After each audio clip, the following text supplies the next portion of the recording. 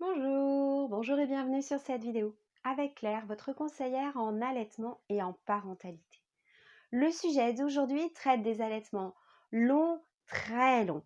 On est à la fois sur le domaine de l'allaitement et sur le domaine de la parentalité.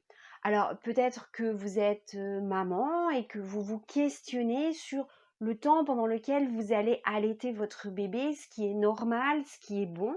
Peut-être que vous êtes grand-parent et que vous voyez votre fille ou votre belle-fille allaiter longtemps, voire très longtemps vos petits-enfants. Cela vous interpelle.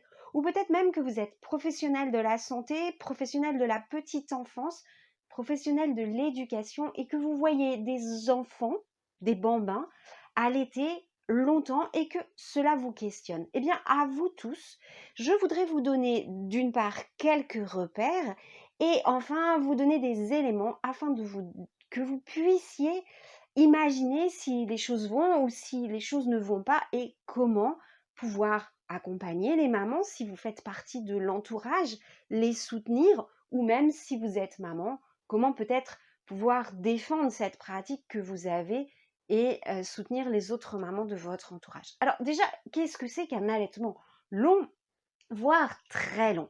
Peut-être je vais choquer certains d'entre vous avec les chiffres que je vais annoncer.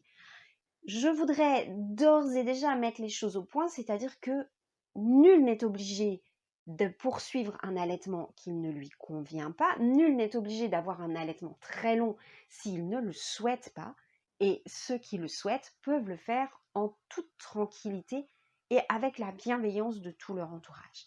Alors, on peut déjà se baser sur les chiffres et les recommandations de l'OMS, l'Organisation mondiale de la santé. L'Organisation mondiale de la santé recommande d'allaiter les enfants exclusivement jusqu'à entre 4 et 6 mois et en association avec la diversification jusqu'à au moins 2 ans. Ça déjà, ça nous dit quelque chose. Ça nous dit que pour la santé des enfants et de leur mère, l'allaitement devrait se poursuivre en même temps que l'alimentation jusqu'à au moins 2 ans. Et cela veut dire aussi que certains enfants vont être plus longtemps, beaucoup plus longtemps. Ainsi, cela ne devrait ni nous surprendre ni nous choquer de voir un enfant de 3 ans ou de 4 ans qui tète encore. Oui, vous m'avez bien entendu, j'ai bien dit de 3 ans ou même de 4 ans. Si on se base un petit peu sur des données historiques, eh bien sur des données historiques, les petits Français, jusque dans les années 50, ont été en moyenne jusqu'à 2 ans. Alors vous me direz, Claire, 2 ans, c'est pas 4, il y a quand même une sacrée différence. Oui, mais je vous rappelle que c'est une moyenne, et donc si certains étaient sevrés à 2 ans, pour d'autres, ça durait beaucoup plus longtemps. Les champions de toute catégorie de la durée de l'allaitement, eh bien, ce sont les Inuits. En effet, chez les Inuits, il est tout à fait normal qu'un enfant tète, accrochez-vous bien, vous allez être très surpris, jusqu'à 12 ans. Oui, cela nous, avec notre culture européenne, avec nos repères, cela nous choque énormément et nous surprend.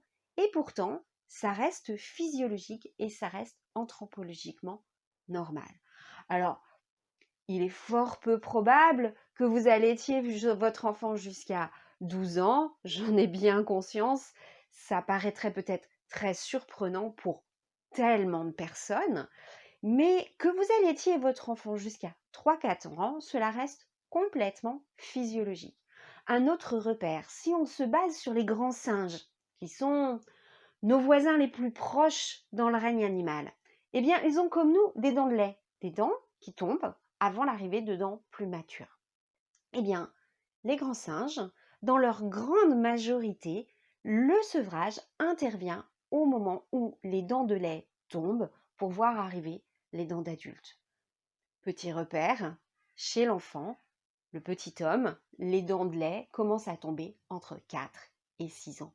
Vous voyez, un enfant de 3 ans, un enfant de 4 ans, qui va à l'école, mais qui tète encore le matin, le soir, au moment de la sieste quand il est avec sa maman, ça reste quelque chose de tout à fait physiologique. Alors je sais, certains vont me rapporter des histoires d'enfants déstabilisés à qui on a offert un allaitement de ce type et chez qui on a bien vu qu'il y avait une difficulté au niveau de l'attachement. On peut se poser la question dans deux sens. Est-ce que ces enfants qui étaient dans une très grande proximité avec leur maman et pour lequel on peut se poser la question de quelque chose qui soit physiologique ou pas, ou qui soit en train de dériver sur le pathologique, leur maman leur a proposé un allaitement très long parce qu'elle les sentait très insécures et qu'ils avaient besoin de ça pour se stabiliser? Ou est-ce que l'allaitement a été conduit d'une telle façon que ces enfants ont été enfermés dans cette pathologie? Et dans ce cas-là, ce n'est plus l'allaitement qui est à mettre en cause, c'est la parentalité et la façon dont l'enfant a été accompagné pour grandir et se détacher. Vous voyez un petit peu la nuance et vous voyez à quel point il faut être prudent quand on va dire à une maman: «Oh mais tu l'allaites encore, c'est pour ça que…» Et alors à ce moment-là, tous les maux de la terre vont tomber sur cette maman qui est responsable de tout.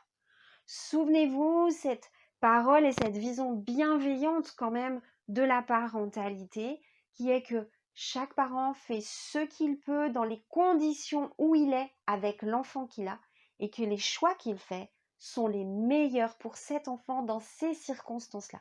Même si à d'autres enfants, on sait qu'on aurait pu proposer autre chose, ce qui est proposé par ses parents à cet enfant-là, dans ces circonstances-là, est le meilleur pour l'écologie intrafamiliale.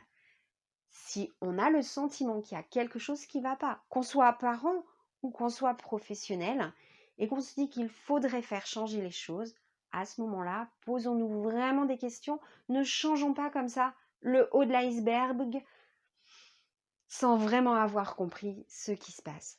Voilà, je suis partie un petit peu loin avec cette histoire d'allaitement long. Je vous ai dit plein de choses, j'aurais aimé peut-être en aborder encore plein d'autres, mais ça aurait été un petit peu compliqué sur une vidéo. Alors, si vous avez des questions, si vous voulez creuser la question et en savoir plus, peut-être vous pouvez me retrouver sur mon site Allaitement Parents Bébé, où vous allez trouver, si vous êtes parent, eh bien, des consultations pour avoir de l'aide. Et puis, si vous êtes professionnel, vous allez trouver des ateliers pendant lesquels vous allez pouvoir travailler et échanger sur toutes ces questions. Voilà ce que j'avais envie de vous proposer aujourd'hui sur les allaitements longs, avec des repères, les recommandations OMS, des repères avec des éléments anthropologiques, et puis plein de questions à vous poser pour pouvoir continuer à être bienveillant avec les enfants et les mamans. À bientôt, j'espère. Cette vidéo vous a été utile. Cliquez sur j'aime. Vous avez un commentaire, une remarque? Allez-y, je vous répondrai personnellement et avec beaucoup de plaisir. Vous voulez savoir ce qui se passe sur cette chaîne? Eh bien, abonnez-vous. À bientôt, j'espère.